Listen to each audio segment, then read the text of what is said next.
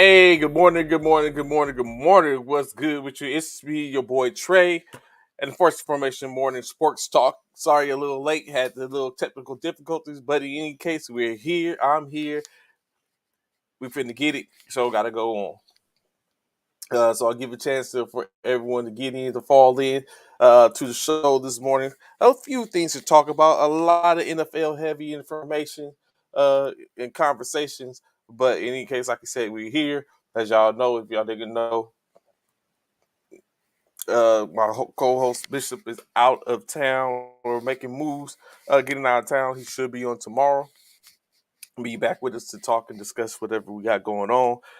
A little insight to his trip and all things that come with that. So greatly, what I'm saying. Keep, of course, traveling blessings and prayers to him as him and his family and friends travel to their destination. What's good? What's good this morning, Zach? How you doing, brother? Good morning. Good morning to you. Glad to see you in formation this morning. What's good, Anthony? Glad to see you, sir. So like I said, little things, just a little light work for the most part. Um, Maybe you're in and out here. You know what I'm saying? Take care of business. Uh, won't keep y'all information long this morning, possibly, but like I said, a lot to talk about, in my opinion. Starting with a little.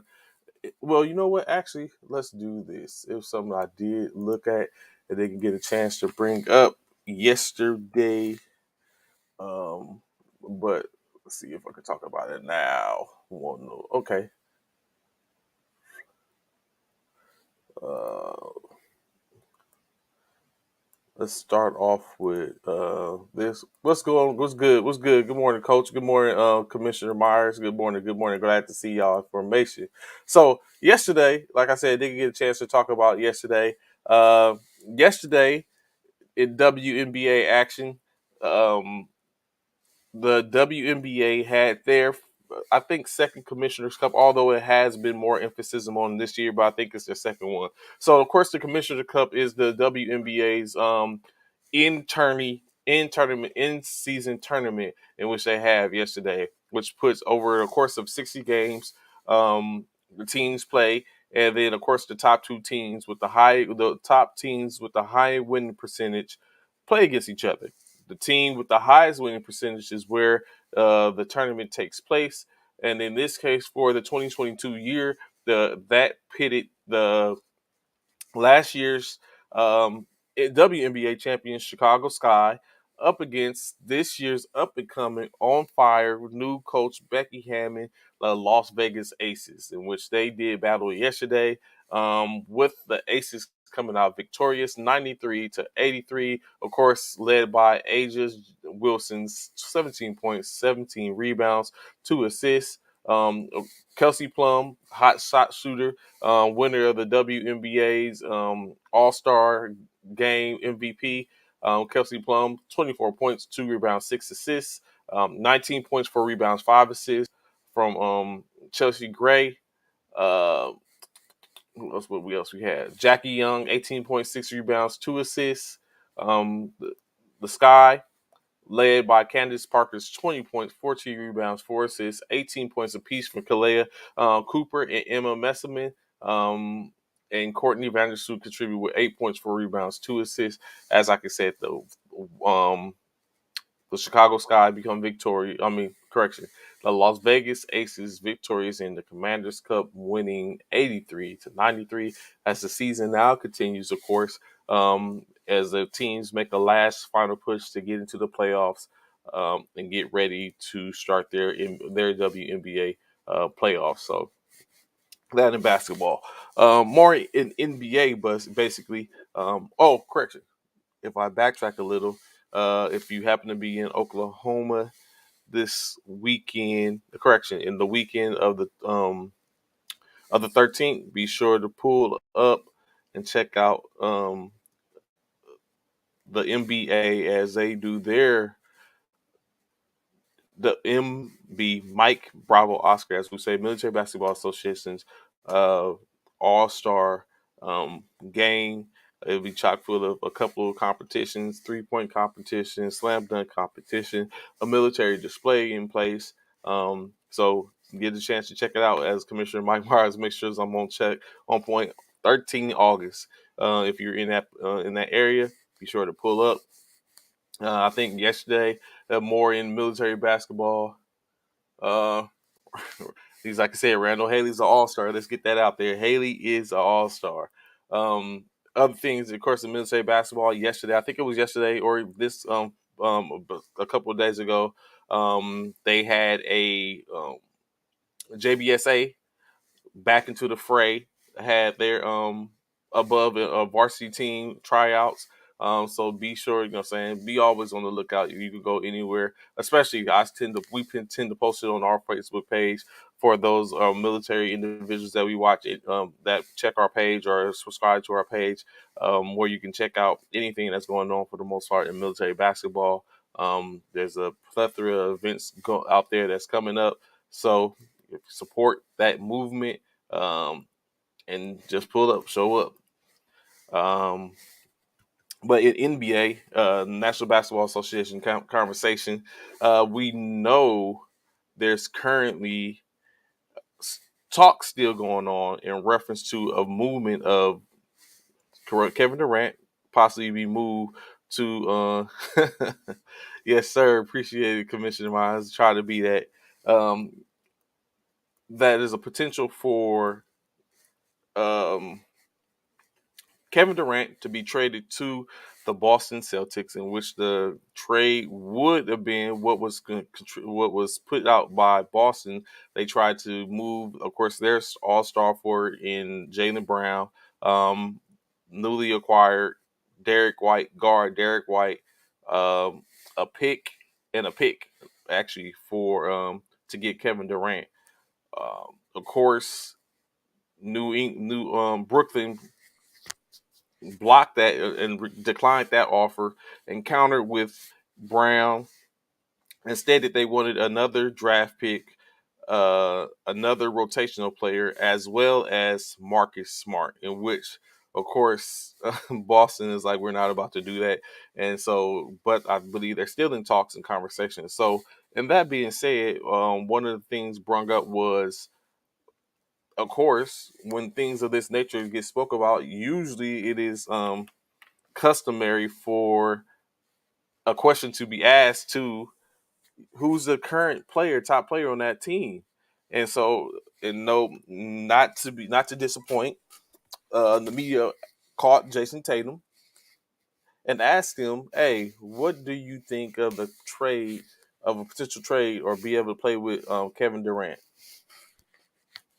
And of course, probably in truth form, he responded like it's not up to him, and basically that he loves his teammates. Now, that sounds like the politically right thing to say, but I ask you guys, and please feel free to respond in the comments as y'all always do. What is it that he's really saying? Like, okay, you know what I'm saying? Duly noted. You love your teammates, that's expected. But in true fashion, what should he be saying? If that is what he means, then by all means, that's what he should be on. But they beat Brooklyn. True that, Commissioner, but like he said, like now he gets the opportunity, because I'm going somewhere with this. So y'all just say chill for it. Just say be patient with me. True, they beat Brooklyn. They beat Brooklyn. They did. But what would it be like to play with presumably who can be the all time I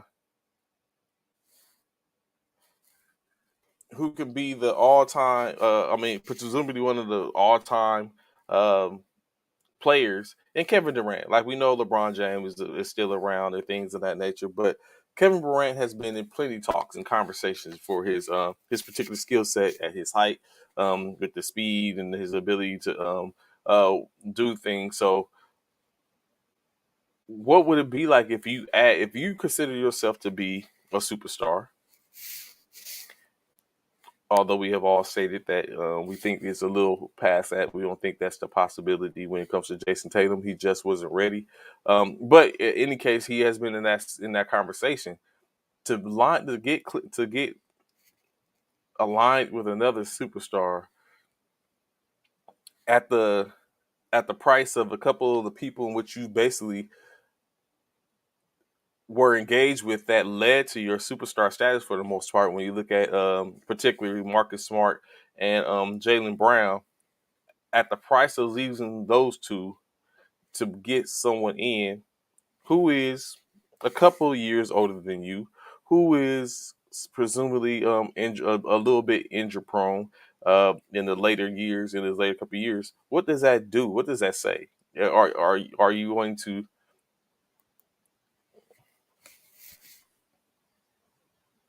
true that, coach? You are. So it's like what in the weight on that weight and scale.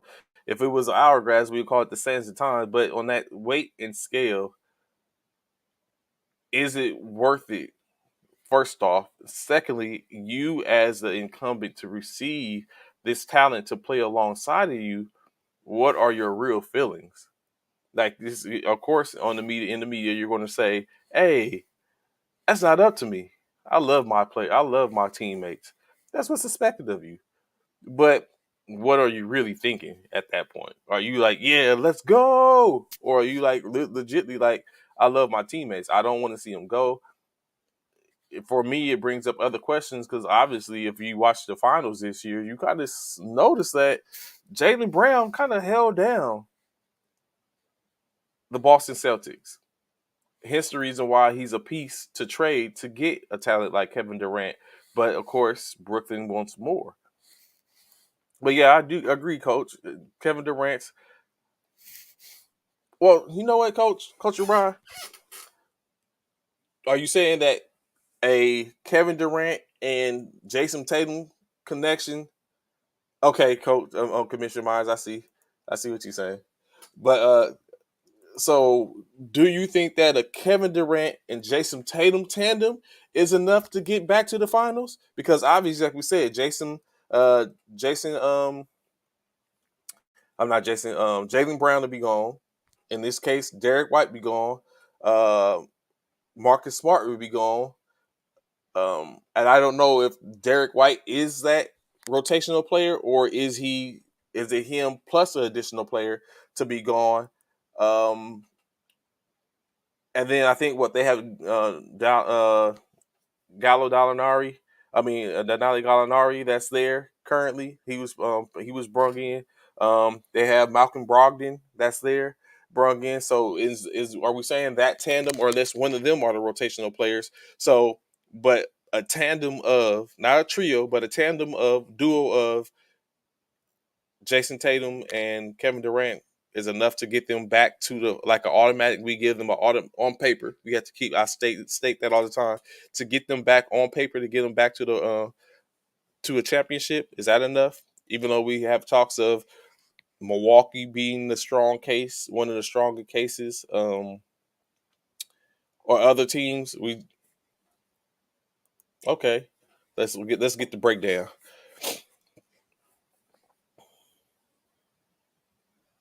Mm.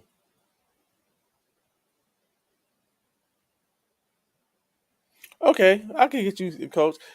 Pull the trigger ASAP. Okay, of course, Commissioner Meyer disagrees in a sense. Um,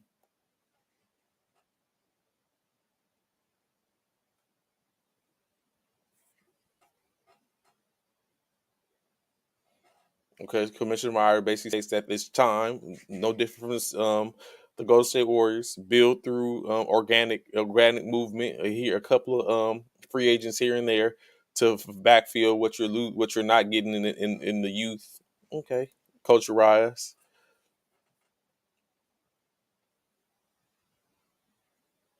mm, which takes your spot by the way. Okay. And it comes down to it seems like it's a case about your what your legacy will be as an up and coming superstar, all star, superstar, whichever one you tend to go with, based on I don't need this individual to come in to get to validate me being a competitor and me being a championship winning player. Is what it sounds like.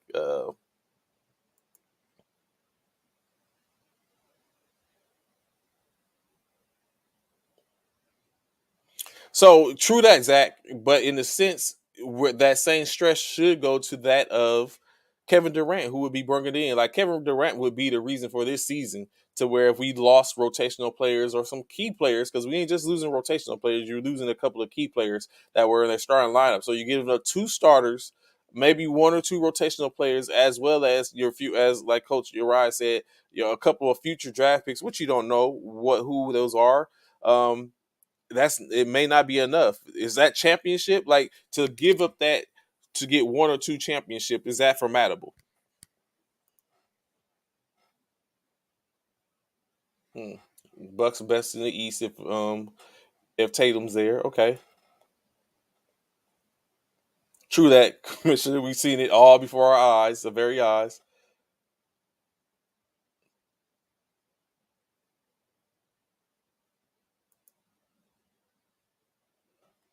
True that, and which is the conversation or the rhetoric of the conversation. Like, is it not? Is basically not worth that to give a. And then additionally, smart. Like you know, what I'm saying last year's defensive player of the year, which he had to work at that to get to that point, and now he's there, and now he's the value that comes in this is which in this case Brooklyn sees that value and they want him, or is it just, or does it really be a situation to where these players, where the organizations see value in it, or does it become just the eye test where he's like, oh well, he's not saying he's the hotness right now.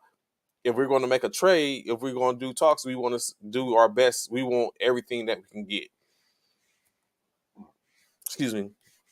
In some instances, it doesn't even necessarily be about. I mean, I think it's chess. It's chess, not checkers. In some cases, where I don't necessarily want the player. I just want the player off your organization. It's a difference. Get them up, get them out, get them away, and then we keep it pushing. So, but of course, like I said, that's what's going on. So, is Boston a front runner to receive a KD? Um, are there other teams, as we know, it's a little bit different? Toronto has been in playing talks. Miami has been playing talks. Um, and then, of course, Phoenix. But we expect that Phoenix is done due to the fact that they saw DeAndre Ayton re-signed him. So now he comes. Now they can't do a sign and trade to get him off any books. That's not going to happen. Um, Brooklyn can't bring in other certain players because unless they're willing to move certain players, um, so it's starting to look dismal at this case. Unless it's going to be a huge blockbuster deal that just comes in out of nowhere. No one was looking on. No one was checking on. It wasn't reported. It was people's people kept it hush hush, and they can let it leak out their organizations. If we had something where you might have a 14 trade with the Lakers, the Brooklyn, Boston, Miami, where there's a lot of player movement going on, any of that. So, but stay tuned. You know what I'm saying? Stranger things have happened, as we always say. Um, so moving on a little bit, it's funny that Coach Uriah was talking about or brought up the conversation in reference to Chris Middleton, which puts us in the vein with the Milwaukee Bucks. As you know, if you've caught the show Rise that was on, I got it, Coach, Apple TV, streamed on Apple TV. It was a story about the Antetokounmpo brothers and their trek to where they are now, basically. So if you don't know it, yes. In any case, uh, they're going to get the brothers are going. It has four brothers. Um, the Antetokounmpo brothers, four in Zach, and now currently the youngest, being the third, has been added to the fray as he is now has now been traded to the older two. Um, Now they play for the G League affiliate in Milwaukee, which now puts him in line to potentially be the third brother on the Milwaukee Bucks team. So I kind of it kind of brings a thought to mind. So if you remember correctly, there was a time in which the Morris brothers were playing together, and they had it to where they were supposed to be moved. In that same vein, I believe there was an additional brother, or maybe I might have it wrong. It's just the wrong person. But where they had a brother that was added and got some time due to the fact of they that was it wasn't contractual, but you almost would say. So I wonder, is this a play to quell and satisfy Giannis, who is their superstar, two-time MVP, um, defensive player of the year winning, Giannis Antetokounmpo, the Greek freak as we know him. Was this is this a move to keep him happy? Like, okay, you get my brother or my brothers. Is there going to be a power move where they bring in the only one that's not a part of their quartet? Do they get it to make it? Does he have it to where he can bring him in? Mm. Speak on it, Commissioner. Why is it bad business? I'd like to hear that. Uh, but yeah, so you bring it. You one. We already know one is there. The oldest is there. It has was able to win the championship. The middle one between him, between the after one. I mean, the middle one after the oldest two. One was the first to win a championship as he won the championship with the Los Angeles Lakers while they played in Orlando. We're going to remove the narrative of the bubble season, but that's where they won it after Orlando. The season where they played in Orlando, he won a championship with the Lakers. And then the year after that, they win. Milwaukee wins the championship. So now they bring in the youngest brother into the G League affiliate. I think it's called the Milwaukee Herd. They bring him into the G League affiliate now, in which if he plays well, they will have an opportunity to move him up to play on the team, the actual team.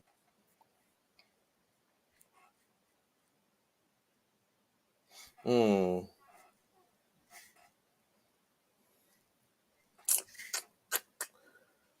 So I agree with that, Coach Commissioner Myers. Of course, I think there's going to be. I think they're looking. The expectation is that they can develop him to be one of those pieces, which means they probably have to lose a piece. Yeah, okay. That part it would get it might work Giannis because he's playing with his brothers, bringing wealth to his family, bringing more notoriety to his family. But does it helps the organization ultimately? In which it could be it remains to be seen. Um, in which it basically come out in some point because if it's going to be a point where they move too swiftly to get him into the fray, get him on the 15-man roster, and then for him just to sit there, or is he going to be productive? Is it what is the outcome of it, or is he just going to be an affiliate until someone else sees some value in him and scoops him up off that roster? It remains to be seen. It's just like anything else that comes to mind. You we can basically state and say, or is it a fair assumption to say that that's the same thing when it comes to um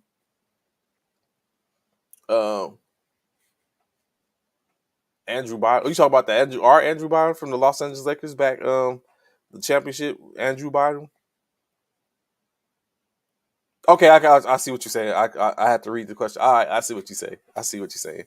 But so Commissioner Myers, isn't Andrew Bynum an exception to the conversation? Like he showed promise. I think he was more. It was a mental thing for him. Would you say? Would you not say?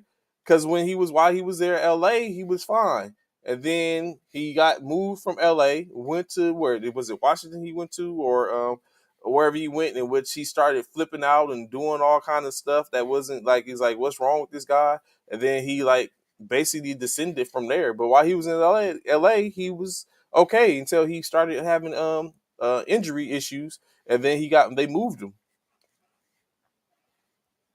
But like I was about to bring to the conversation as well, when you okay, Roger that, Commissioner.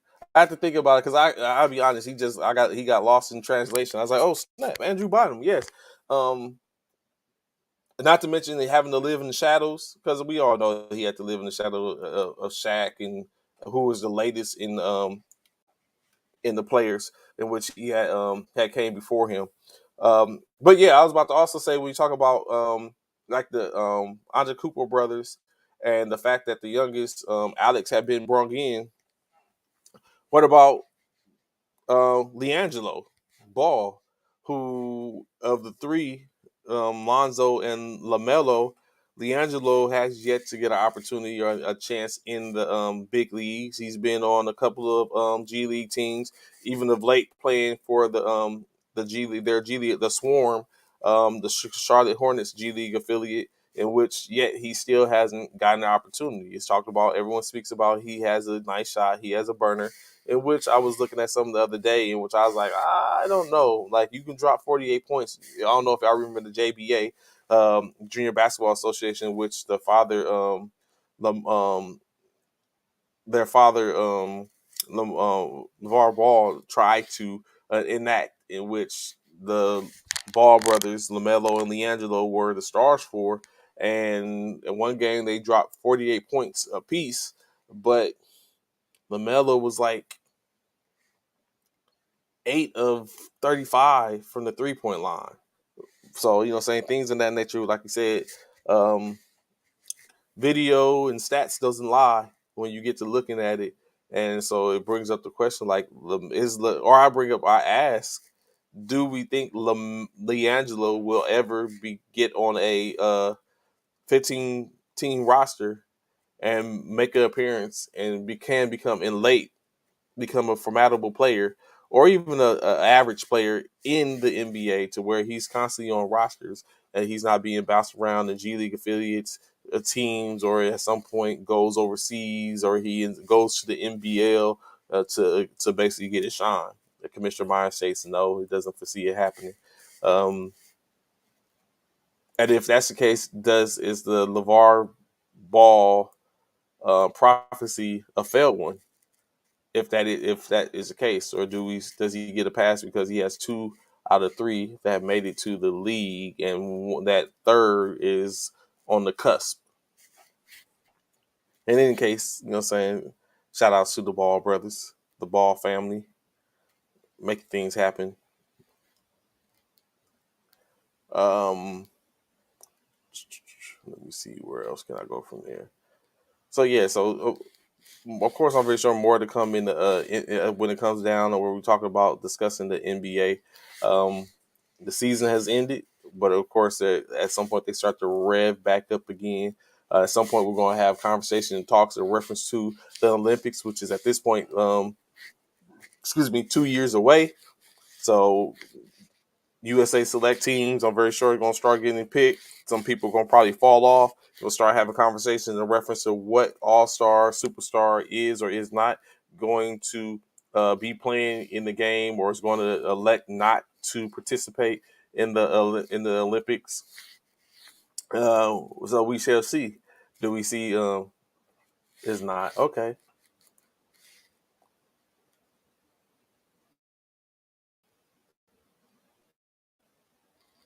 Hmm. I, I feel there's a somewhat of a meaning there, Commissioner, to where, like you said, it's not even just a testament to what a father can do or what anyone can do, for that matter of fact. When you feel like that you have opposition, a great amount of opposition that's in front of you, when you're trying to do something and no one wants to believe you, like a true testament to this is what's going to happen. Um, I think it was just a little too much bravado in the case of LeVar Ball, to where he didn't the talking. It was a lot of grandstanding in a sense. Sometimes even if people thought he was a humble, but I mean, that if that's a person's character and that's their personality, then so be it. End state is, he stated that his boys will be great. At this point, at least 2 of them have exhumed some greatness. The third, we all know, Leangelo had a couple of problems while he was at UCLA. Yeah, okay. Yes, true enough. I agree. He does have some success. He was able to, uh, and sometimes it was just 15 minutes of fame, in a sense, like they said, and he definitely did that. Whether it was good, bad, or a different conversation in reference to him, He got his face. We're sitting right here talking about LeVar Ball. So in state is he got into the media. He got into the media, was able to get into a couple things, and now here we have it.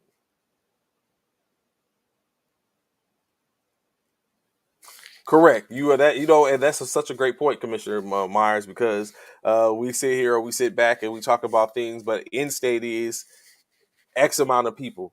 Only X amount of people can get that. There's only 450 slots a year on the NBA basketball in the NBA. Only 450 jobs, active jobs a year in the NBA, and even if you're the 12th man or 15th man on that bench, that is a feat that plenty others that have not did it. Not even to mention the ones that don't go and play basketball, have talks of playing basketball, but the ones who have been on the grind, who have been in the same camps in which you've been, who's been on the same rosters in which you've been, has been delegated down to the affiliates as you've been, and to get that or opportunity. Not to mention when you add the fact of you have two-way contracts to which players sit on. So I can agree. I can basically agree with you, Commissioner Myers, that they're there. He's there, or two are there. One is on the cusp.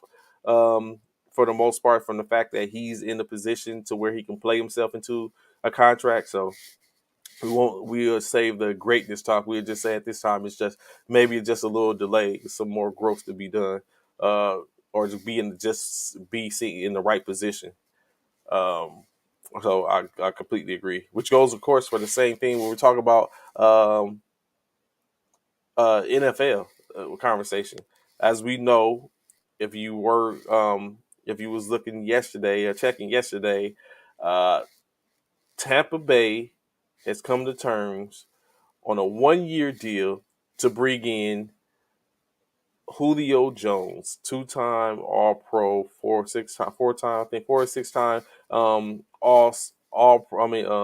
Pro Bowl wide receiver, to bring him into the fray as they look to help to ease or bring some ease any type of burden which they may have in their wide receiver room. As we know, of course, they have Mike Evans at the wide receiver. They have Chris Godwin at wide receiver, who is currently out on the starting the training camp on the pup list, physically unable to perform list due to the fact that he has been dealing with the ACL tear from last year, ACL injury from last year. So now they bring in Julio Jones as well as to couple with Justin Gage, who is already in the fray as he was picked up in free agency this year.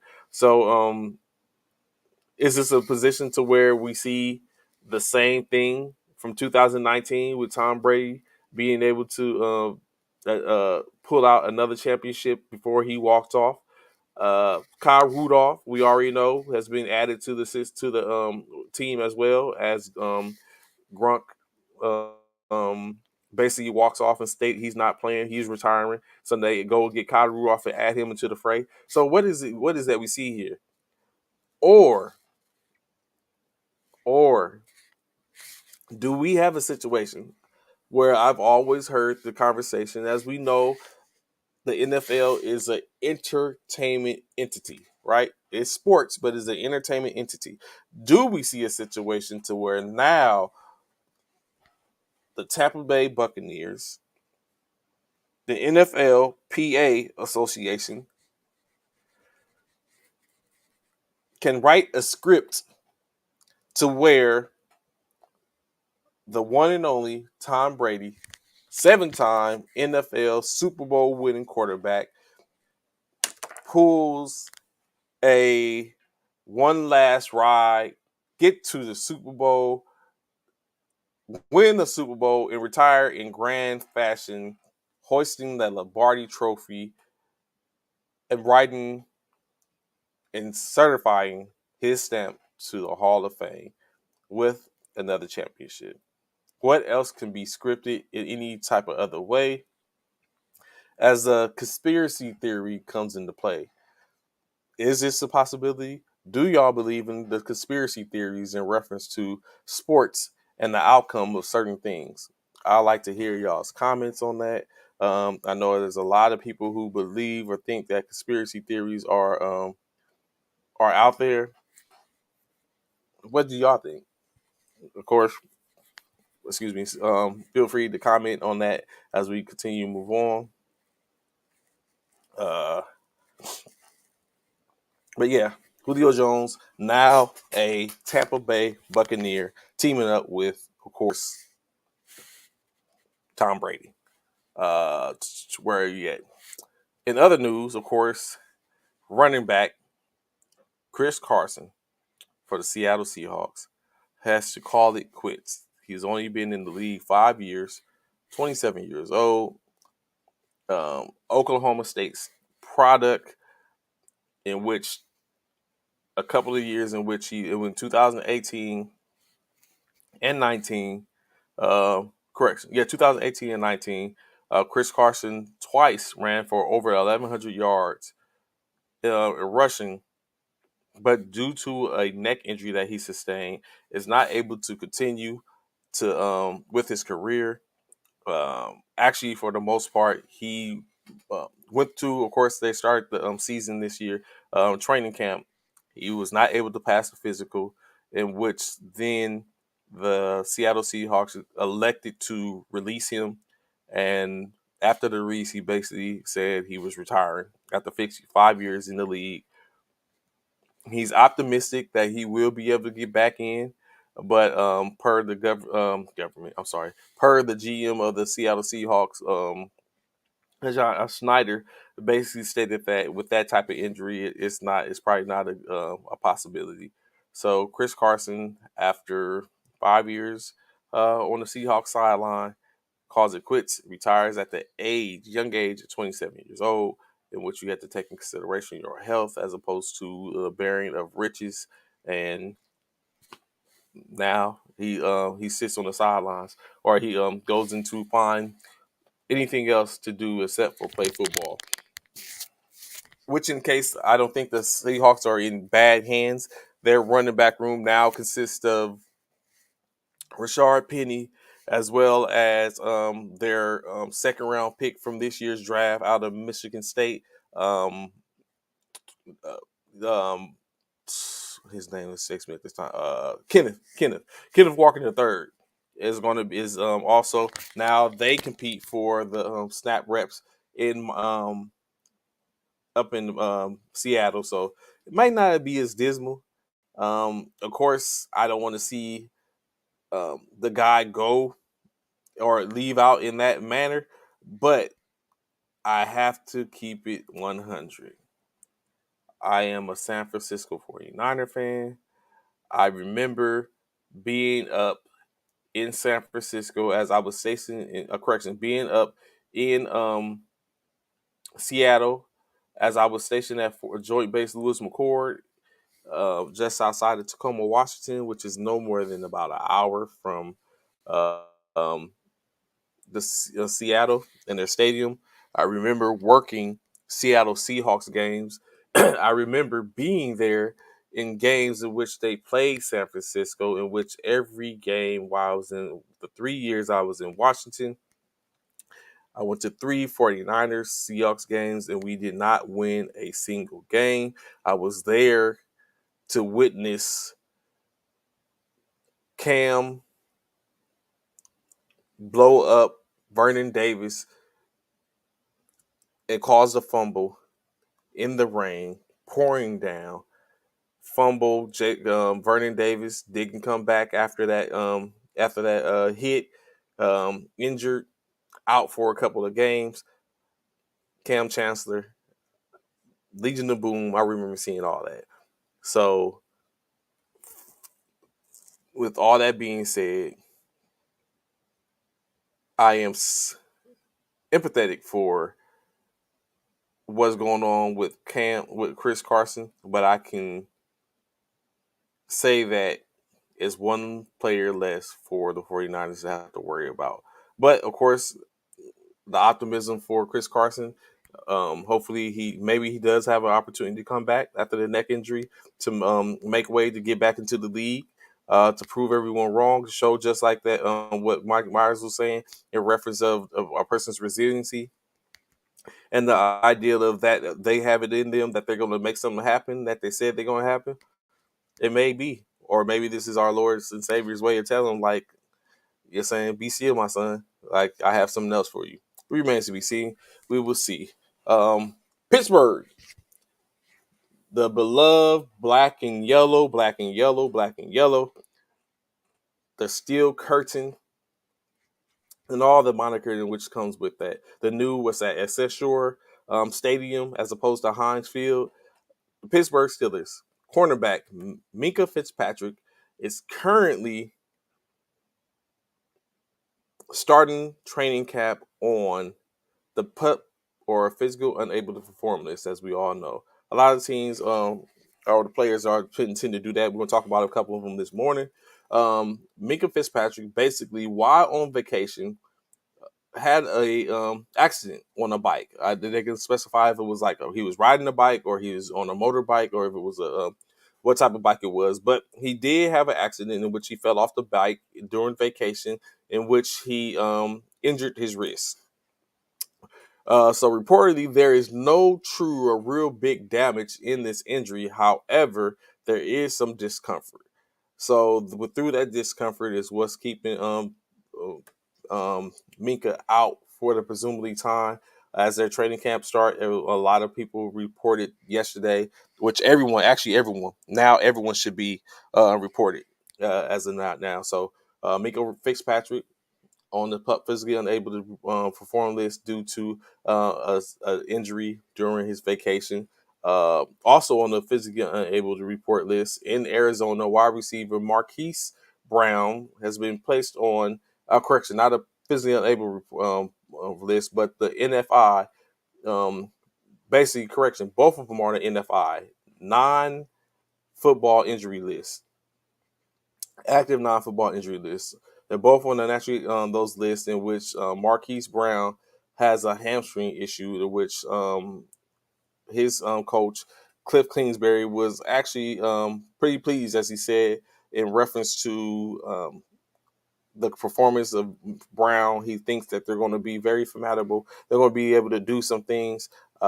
He sees some promise in having them. Talk about the speed, his route, his help. I mean, his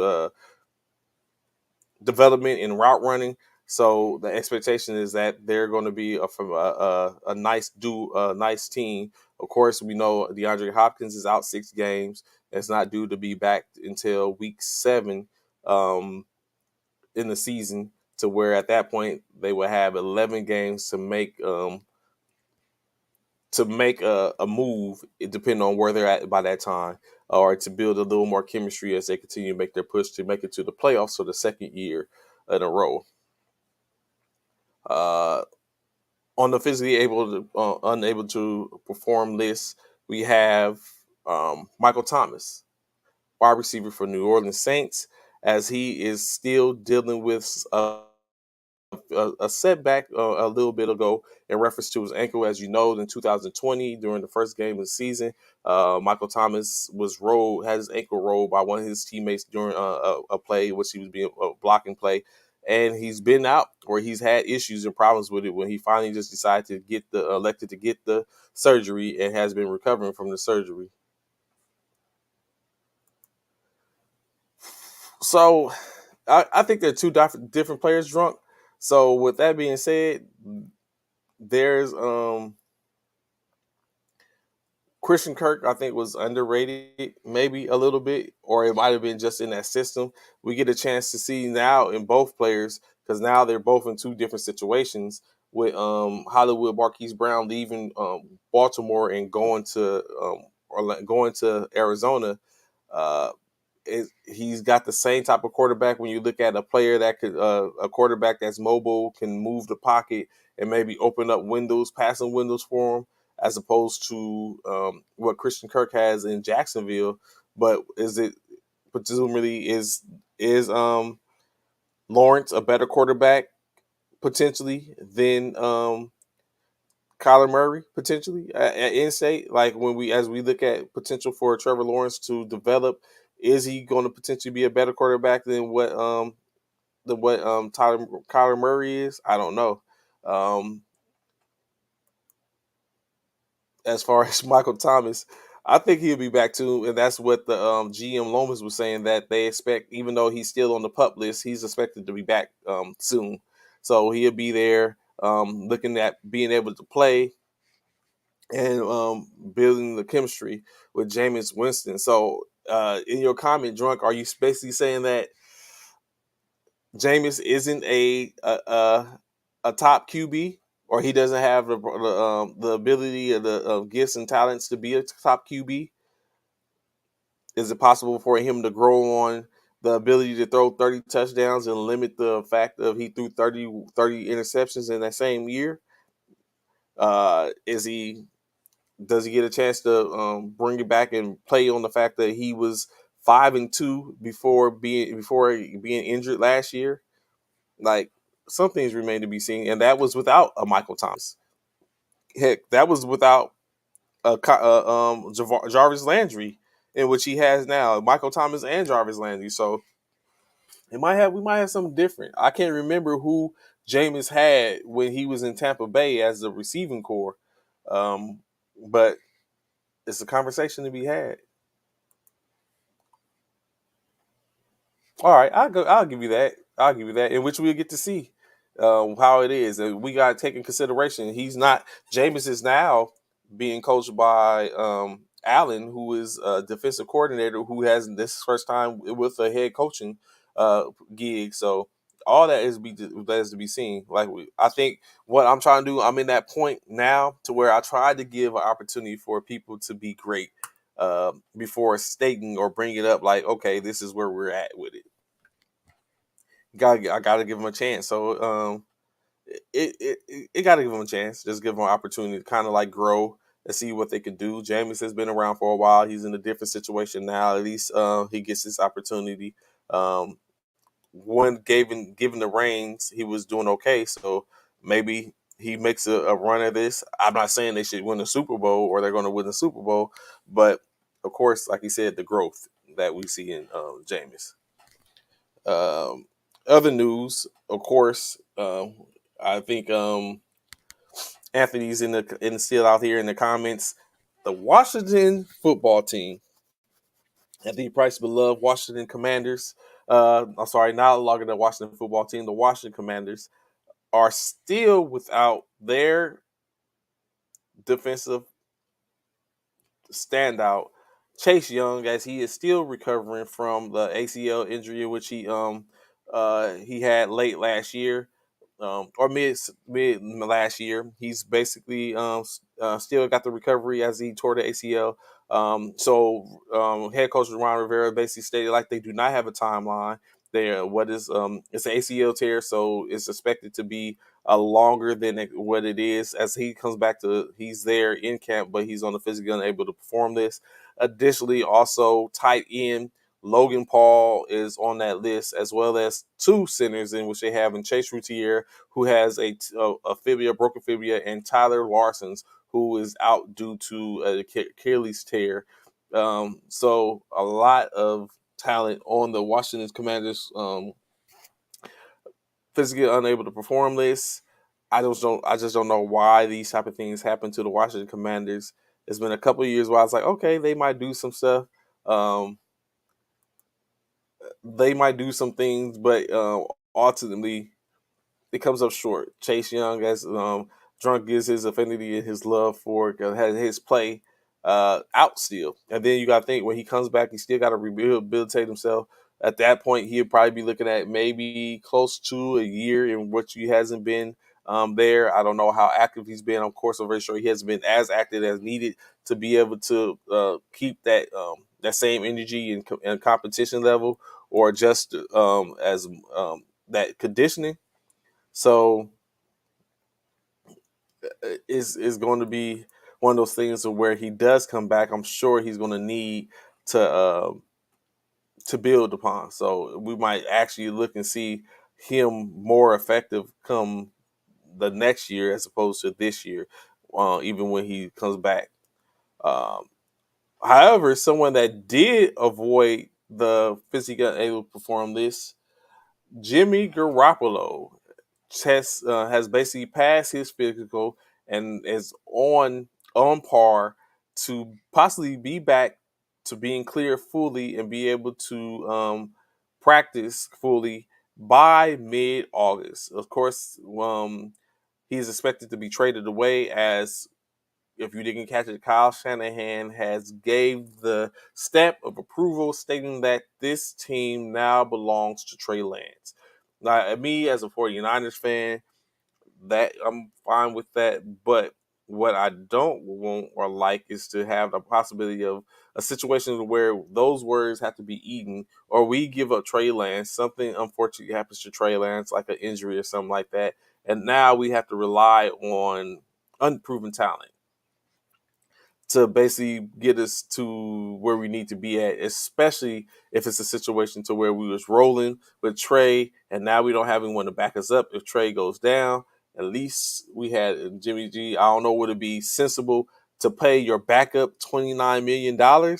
But if we do other things for the money or in chase of a championship, why not do that?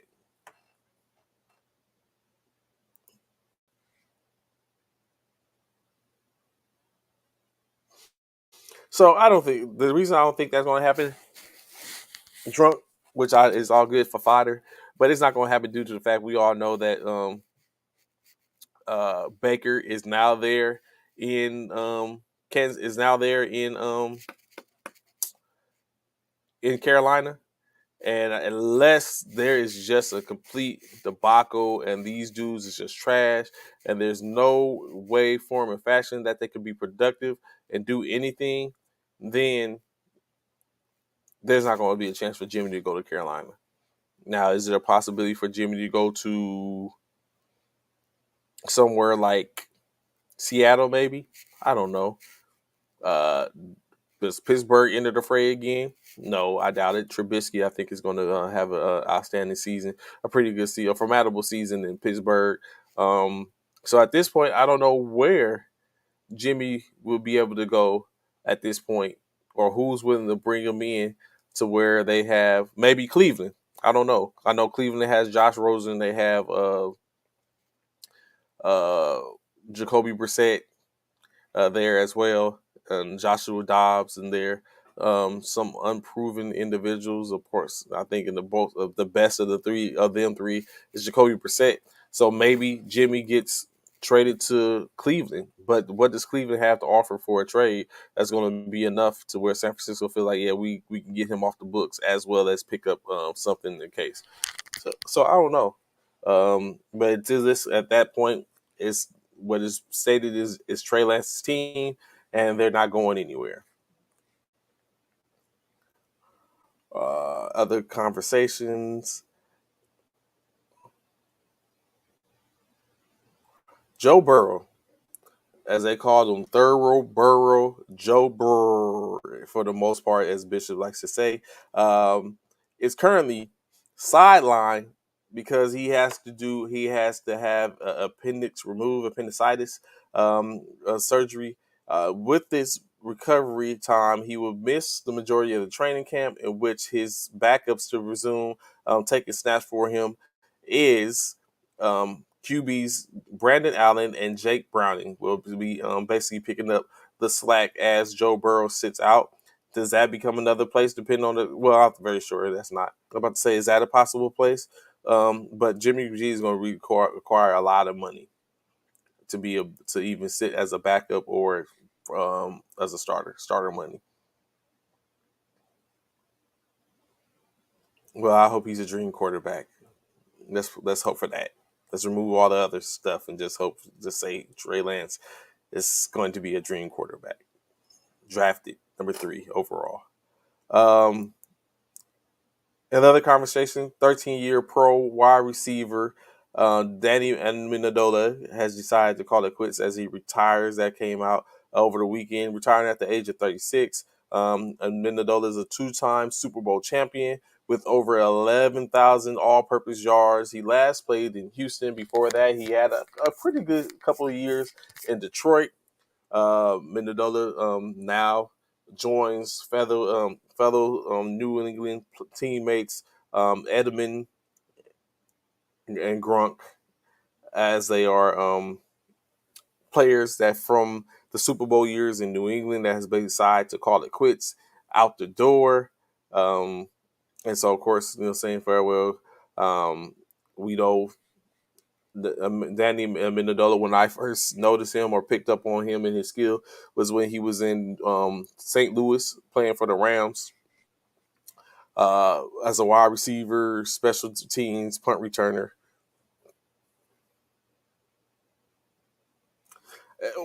And which is understand, which is, I mean, I guess when it's time to go, drunk, it's just time to go. Like you people, saying, give you that twitch, and you be like, yeah, just saying, you want to go, or you think you still have it in you, but ultimately in your head is like, nah. Like they call, but then you get there, it's like it's not the same. Like it's a for affinity for your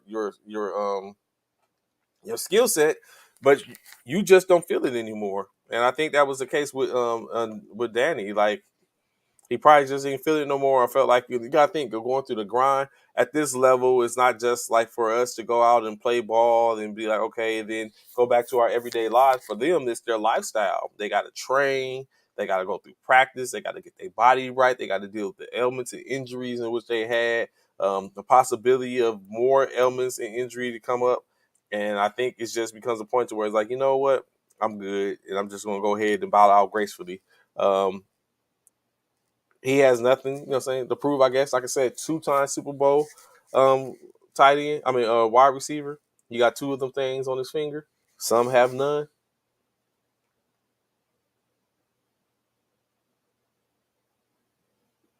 Yeah, so it just becomes that, like, people don't. It gets to a point where it's like, you know what, what's best for you, and sometimes that's not what's looked upon. So it's like, of course, you're gonna have people that's gonna talk. Like we're still talking about, it's like it's crazy how he was still sought after. It's not like his agent was going out banging the concrete to get him signed. They was coming after him just to be like, you know what, I'm good. I think I'm just gonna go ahead and head out right now. So in respect to it, I can understand it. Sometimes I'll be having that mindset in my mind when I'm like, yo, I'm finna stop working. I'm finna end doing this and go do something else. Well, not doing this, but in what I do for my current paying job, and like, I'm just gonna go do something else. So you get those things in your mind. It's like it's time to go. Um,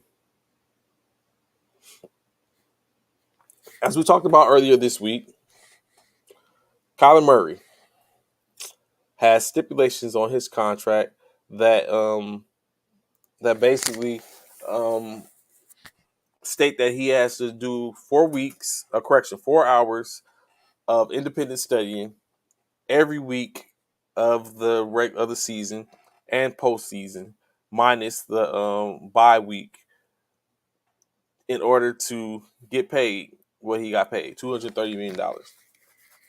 So, of course, I think it was yesterday we had an extensive conversation, myself and Bishop, in reference to this addendum that is in Kyler Murray's contract.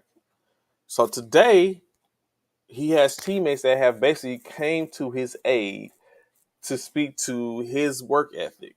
Of course, those two teammates being Buda Baker, safety slash linebacker, and Zach Ertz, tight end.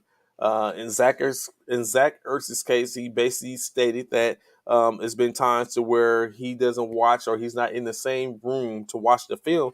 But Kyler, but however, when they link up and have conversations, they talk about different things in which Ertz has seen, and he's like Kyler has been able to say some of the same stuff. So obviously he said that he's watching film and stuff like that. But however, in my opinion, I seen some dipping and dodging in his conversation when he's talking about it, because he said some of the stuff or some of the things. I don't know if it comes to the difference in the positions or what they talk about, or saying just him being an experience, having more experience in the league and building on that. But he did, however, state that he's able to recognize some of the same things that he sees in separate rooms. Buda Baker came back and basically said some of the same thing which me and myself and Bishop talked about yesterday when we discussed saying that Kyler Murray basically could be just learn differently. He's like some people look at film while they're at the facility on their iPads. Some stay late and watch film on the television and in the film room. Some go home and watch film. Everyone does things differently, and that does not.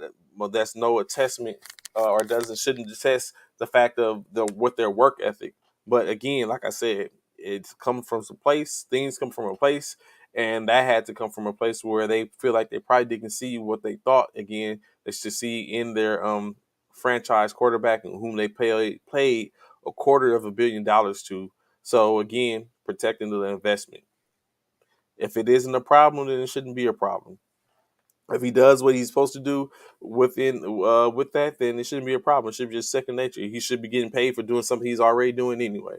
So easy money for that fact.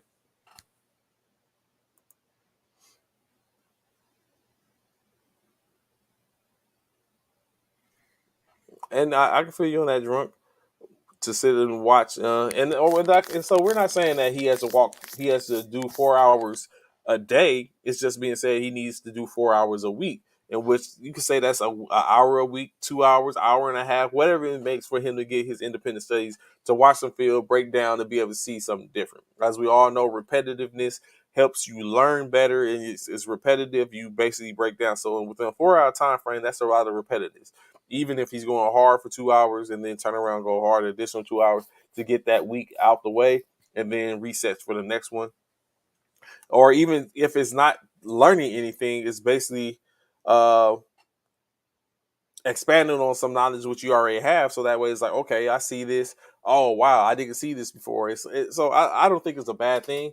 I'm very sure he's a very busy man, being that he's a face franchise. He probably got engagements he has to be at, things of his own nature in which he has to do. He's a young man, so it's no telling what he has. He can be very up and spry, moving around, but at this point, 4 hours every week for 17 weeks, and additionally if he goes to the playoffs.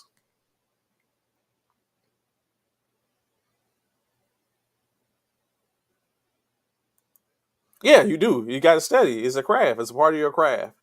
This is a part of your craft. You can't sit up and say you're a great teacher when you don't read over the material in which you're going to that you got to put out to your students, because you have to figure out how to get it across. So as a quarterback, of course, if you're looking at the film and you recognize things, then you kind of get an opportunity to say that, to give that to your teammates, your wide receiver, your skills players, or where to be at. If you do this, this is where you should be. That gives you a position based off the film that you're reading. Of course, it may not work out. It may change a little bit. It might cause some improvisation in the process. But if you have that baseline, my thought has always been, if you know the baseline, then it's easy to do the remix.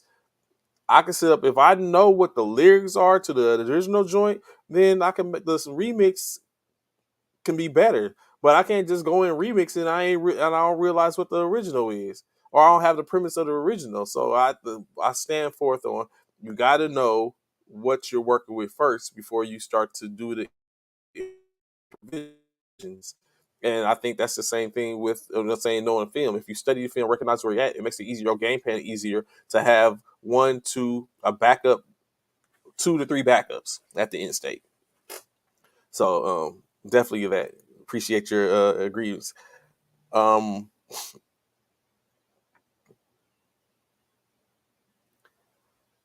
of course, I'm up getting close to my power hour being done. Um, Conversation, right? And maybe we'll end with this. Yeah, we probably end with this. Jerry Jones, as we all know, the beloved owner of the Dallas Cowboys, was at his press conference yesterday, as the Cowboys reported to, as we say, every NFL team reported to training camp yesterday, or had to report to training camp yesterday. So Jerry Jones opened up his news conference with the conversation. So this is for all you Cowboy fans out there. Jerry Jones opened up his conversation yesterday, news conference, with the conversation of Mike McCarthy is the guy to lead his team to a Super Bowl, to a championship. He basically stated that if he wasn't the guy, he wouldn't be there because, to truth be told, to be honest, he said he has options. So, hearing that as Mike McCarthy, I'm sure heard, or even they brung up the reason. Does that give you, as a quarterback of, I mean, as a head coach of an organization that has a owner that has a propensity to basically cut people off and get rid of them swiftly? What does that? How does that make you feel? As we know, the Cowboys have McCarthy has been in D Town going on 3 years now. In the first two seasons, one season he went 6-10, but of course that was the season in which Dak Prescott was in had his injury. The next season they go 12-5, in which Dak Prescott is back, and additionally 12-5, but lose in the first round of the playoffs to the San Francisco 49ers. They won the NFC East last year. Do they win the NFC East this year? It has been a good amount of time since a team in the NFC East has won back-to-back division championships. So, is there any reason for pause with, what I'm saying, in that case? Like, is there a possibility to where they, if they faltered again, we hear a different a different concept from Jerry Jones, to where he's start talking about now. What he did say though is he wants to win it all. He's like, in order to win it all, you have to get to the playoffs, and he's like, we have to be viable in the playoffs. So although that sounds like, okay, there's starting to be a line drawn in the sand. Like, yes, I want to win it all. I'm just gonna come out and say I want to win it all. But to even be possible to win it all, we gotta get to the playoffs, which we did last year, but then we lost in the first round. Mm-hmm.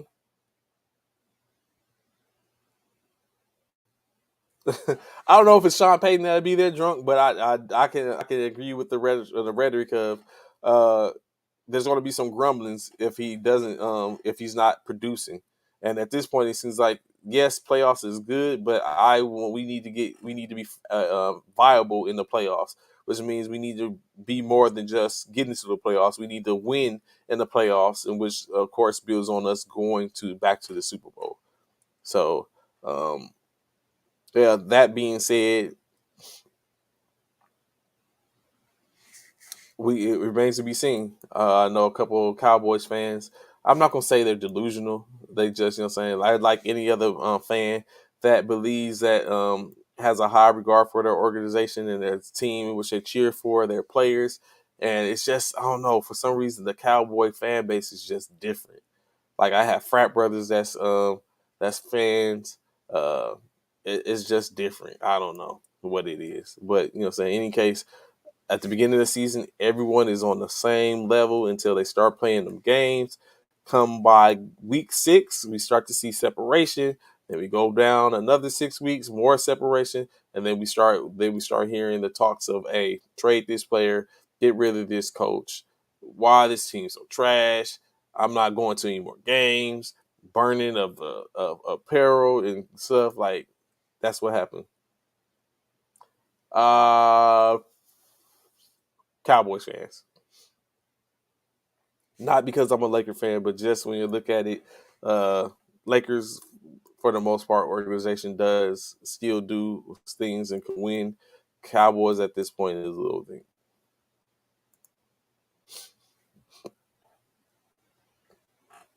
I think he should. I think he bought himself some time, Zach. I think he bought himself some time, but I definitely think the clock might be ticking, just because, I mean, who he's playing for.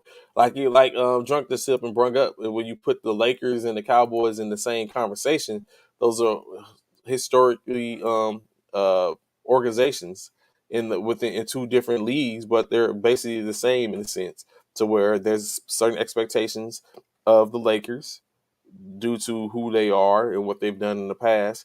And then there's certain expectations of the Cowboys due to who they are and what they've done in the past. But I think the difference is those expectations are shared by two different entities. The Lakers, as well, even though the front office talks and speaks of that, so does their fan base. Do as equally stand on the table saying that we need to get this done, yada yada yada, that type of stuff. In the case of the Cowboys, you hear more from your owner slash GM in speaking of this as opposed to the fans. Well, just as much from the fans, but that's the type of stuff you expect to hear from an owner. Like, there's not too many other organizations, teams that you have a knowledge of their owner being that involved in what is perceived to be the day to day, like every aspect. And so that makes a difference and it brings up something. So, um, but of course, what I'm saying, all good things must come to an end. And so for today, that will be our show. As I know, I got to get to a couple of meetings and stuff like that this morning. So it just all happened that Bishop wasn't on, and was it wouldn't be done wanting to float the show any further. But you know, what I'm saying, of course, we'll be back. Like I said, always here, 9 a.m. to 11 a.m. for the most part every weekday, Monday through Friday, having conversations. Be sure, before I go, be sure to check out this week. If you, like I said, football is back. If you ended all that, they have the summer games. The NFL Network will be presenting training camp is back together Saturday, beginning at 8 a.m. Eastern Standard Time. So that's the correction, 9 a.m. Eastern Standard Time. We'll make it 8 a.m. Central Standard Time, where they have over 50 analysts and reporters and team representatives and correspondents doing the reporting, covering over going 13 hours of covering the training camps across the country. So if you ain't got anything to do with your Saturday, this 30th, appreciate it, Zach. Thank you,